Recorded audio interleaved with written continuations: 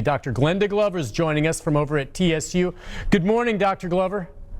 Good morning. Thank you for the invitation. Oh, it's my pleasure having you on. Anytime we can have you on, we love to do it, especially with so many people having questions about how things are going to be put together. And before the show, you and I were talking. You've been in touch with the state and with other presidents of universities about how things are going to move forward with the state system. Why don't you give us a little primer of what TSU is looking at with school set to begin? Is it August 17th?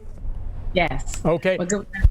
Well, the TSU, I want to let the TSU family and TSU community know that we will be open this fall with extreme protocols in place. And we have a plan in place now that could possibly change depending on the number of cases reported in Davidson County. But right now we're planning to have the testing of all the students, that we plan to have the students for the first 14 days to be a safer in place policy where all the classes will be online. And at the end of the month, 1st of September, we will start in-person classes. The students have an option of taking classes for the entire semester, either online or in person. So we're giving the students that option, and we're giving the faculty that option. So we're busy now matching those two together to make sure there's no compromise in the students' education. Explain to me how that'll work when the students first arrive. When you say all the students will be tested, is this where they arrive, especially say the incoming freshmen, they go to their dorms, they're starting to get settled in, or do they go through a checkpoint initially when they arrive where they'll have the testing, and then how quickly will you get the results back?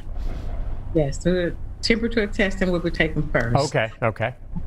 The swab, everybody will be tested. We have the Mahara is working with us.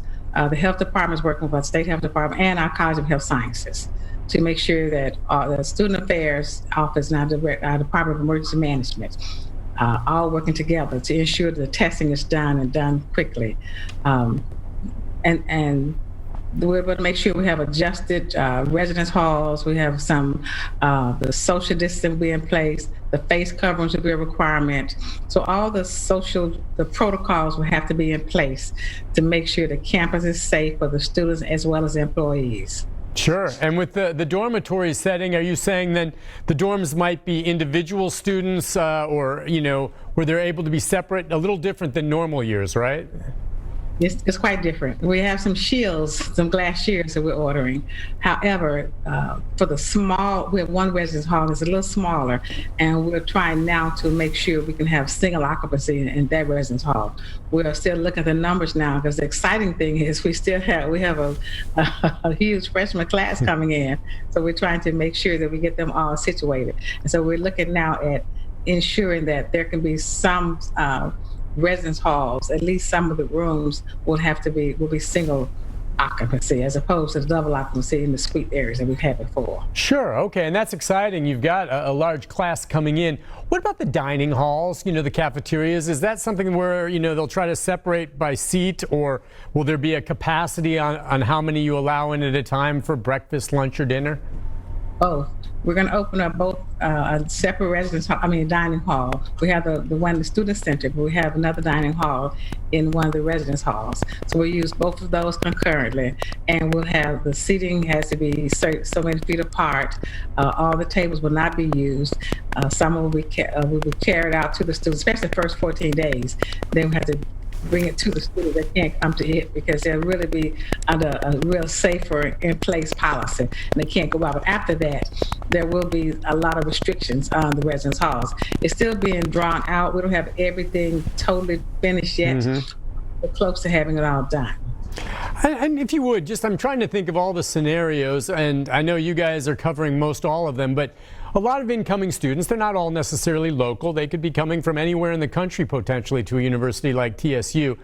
Let's say a student comes and they're okay, they get in, and then they're in campus, and then they do start feeling sick, and they go and get tested, I guess, at maybe the health department there on campus or wherever, and it comes back positive for COVID. Maybe they're asymptomatic or it's not real bad, but they are infected. How will that student be handled, especially, say, if it's a student maybe, say, from out of state? Where will they go? How will they handle things if, say, they're in the dorms? Well, when a student tests positive, we have to make sure that we follow the state guidelines and protocols.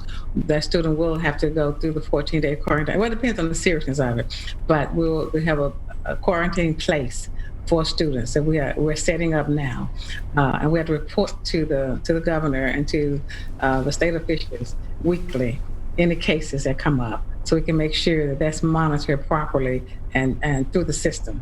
So, but we're setting up recovery and isolation areas for students to make sure that just prevent the spread.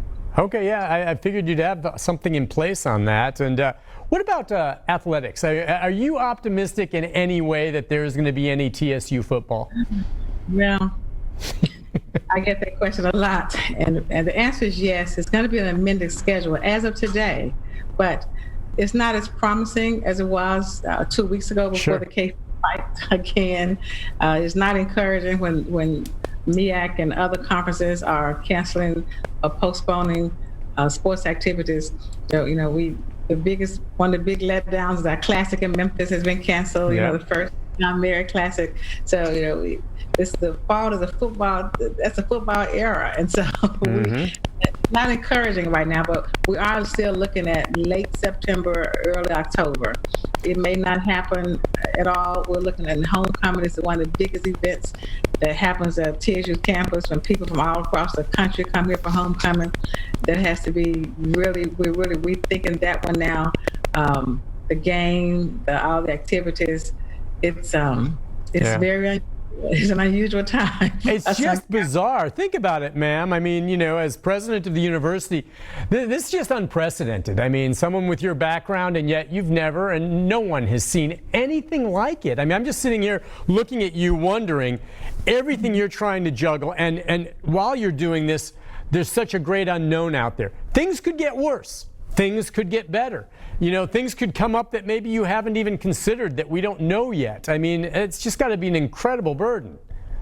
Well, we're fortunate at TSU to have a noted expert on emergency management and disaster planning, Dr. Curtis Johnson from Jackson, Mississippi. And we're just fortunate to have him on campus, who has really thought through. It's almost like we started with the end in mind.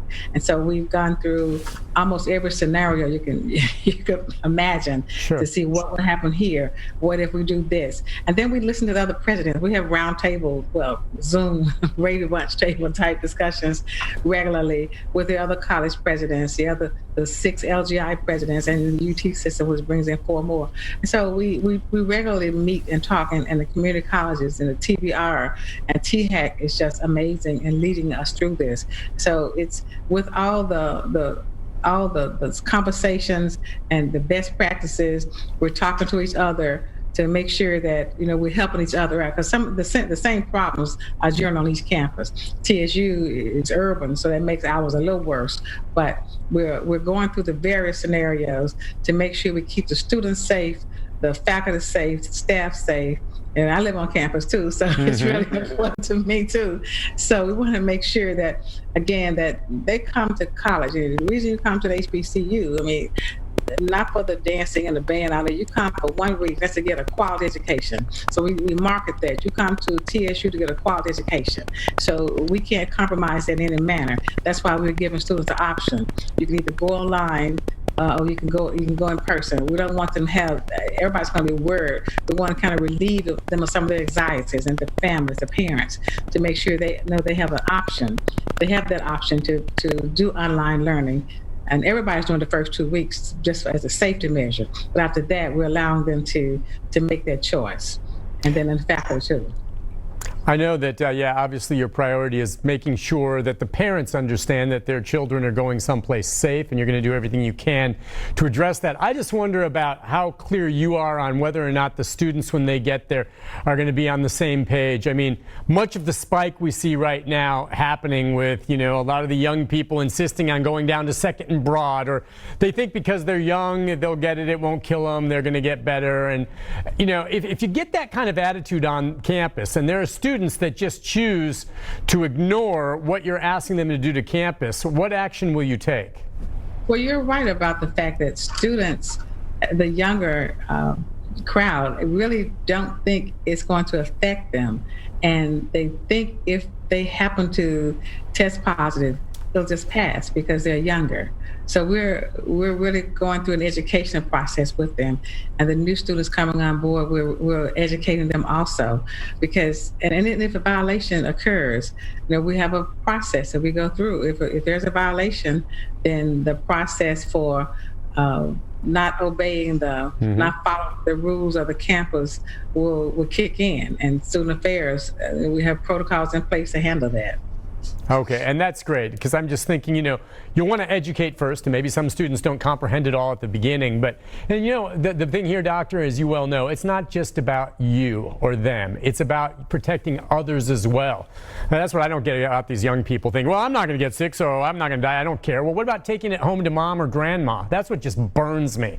I mean, the selfishness is blinding. And I know people when they're younger tend to be more selfish, but I see it at all different levels. They got to get a clue to realize we're all in this together. I don't think they see it as being selfish. I think it's more of, this is a lifestyle now, and it's not going to happen to me. And if it does, I'll get through it. I don't think the thought will occur that it could affect somebody else. So we're in a preventive medicine, the preventive mode as well as the protective mode. We want to prevent it from spreading and then protect the students on the campus. So we have that. We're working through that very closely on a daily basis. We have a pandemic task force that meets every day to go through, every day we can, to go through the procedures, the what ifs, to handle the issues on campus that may come up. And so it's been working in place since last March, since we got into this mode. And we're still on the stay-at-home mode, the work from a remote place mode. We're getting a lot more done. Zoom. I said the only thing I wish I had bought some Zoom stock. Oh man, can you imagine if you'd bought it before all this? Woo! Well, listen, that's great, and it sounds to me like what you're describing to me is probably very similar to what some of the other universities are doing. There may be some subtle differences, but in your talks with other university presidents, you get the sense that you're all pretty much on the same page. I do. We're working on the residence hall situation now. I mean, I think some schools, at least one, maybe two, have said that only first-year students can live on campus, and we haven't gotten there yet. We're doing the first 2 weeks online. I'm not sure if everybody else is doing that yet. So we're still comparing notes and talking through how we can help each other. Can we learn from each other? What are the best practices? And we really appreciate the help that we get from the governor's office and THEC and TBR. I mean, all the units are working together, the building commission, everybody's working together to make sure that the campuses are open and safe for the fall, which is a good thing about this. That's why we wanted to have you on, to see if you can lay it out for us, and I really appreciate you coming on, Dr. Glover. If there's any new developments down the pike, please let us know. We'd love to have you back on to give an update on how things are doing at TSU, all right? Thank you very much. Thank you much, ma'am, for joining us. Really appreciate it, and best of luck with the coming of the new school year. Look, we're going to take a break on that note.